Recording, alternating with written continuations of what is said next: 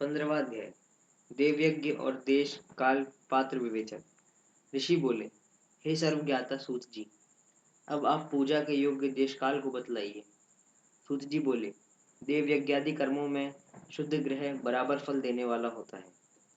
उससे 10 गुना गोष्ठ गौओं को बांधने की जगह, उससे 10 गुना जल का तट, उससे 10 गुना बेल, तुलसी, पीपल की जड़, नदी, देवालय, तीर्थ का तट, नदी, तीर्थ नदी का तट, सप्तगंगा का तट, जिसमें गंगा, गोदावरी, कावेरी, धर्मपर्णा, सिंधु, सरयू, रेवा, ये सातों नदियां सप्तगंगा कहलाती हैं। इनसे 10 गुना फल समुद्र का तट और सबसे 10 गुना पर्वत की चोटी पर पूजन करने से होता है। और इनसे भी अधिक फल तो वहां है जहाँ की मन रमे। सतयुग में यदि दानादि कार्य से यज्ञ का पूर्ण फल प्राप्त होता है, त्रेता में तिहाई, द्वापर में आधी, कलयुग में चौथाई और आधे से अधिक कलयुग बीतने पर इससे भी कम फल प्राप्त होता है। परंतु शुद्ध हृदय से किया हुआ कर्म या पूजन बराबर फल देता है। इससे 10 गुना फल रवि संक्रांति के दिन, उससे 10 गुना तुला और मेष की संक्रांति में, तथा चंद्र ग्रहण में उससे भी 10 गुना फल की प्राप्ति होती है, तथा सूर्य ग्रहण में तो उससे भी 10 गुना फल की प्राप्ति होती है, क्योंकि यह उत्तम और पर्व काल है।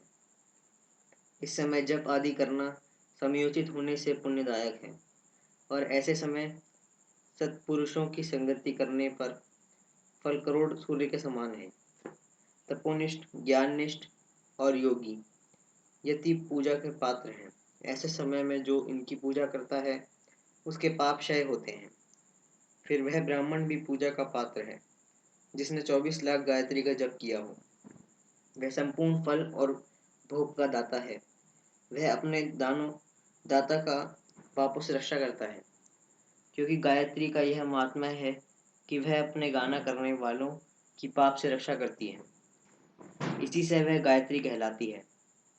गायत्री के जप से शुद्ध हुआ ब्राह्मण शुद्ध है।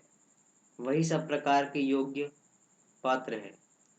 नर नारी आदि जीव कोई भी हो, जो भूखा है वही अन्न दान का पात्र है। इच्छा वाले को देना अभिष्टदायक है। मांगने पर दिया तो आधा फल, सेवक को दिया तो चौथाई फल, और यदि ब्राह्मण दीन हो तो उसे देने से 10 वर्ष का फल प्राप्त होता है। ब्राह्मण जो जाति से ब्राह्मण ही है, यदि वेद पाठी है, गायत्री के जप से युक्त है, तो उसे दान देने से वैकुंठ की प्राप्ति होती है। शिव भक्त को दान देने से कैलाश और सभी प्रकार के दान जिस उद्देश्य से दिए जाते हैं, उसी प्रकार के फल प्राप्त होते हैं। जैसा भी हो, थोड़ा या बहुत, देवापर्ण बुद्धि से किया हुआ दान अनंत भोग देता है। मनुष्य को तप और दान ये दोनों ही सर्वदा करने चाहिए। देवताओं की तृप्ति के लिए सभी भोग देना चाहिए। ऐसा करने से उत्तम जन्म मिलता है, सभी भोग मिलते हैं। ईश्वरापर्ण बुद्धि से दान करें तो मोक्ष मिलता है। इस अध्याय के पढ़ने सुनने से धर्म बुद्धि उत्पन्न होती है और ज्ञान की सिद्धि होती है।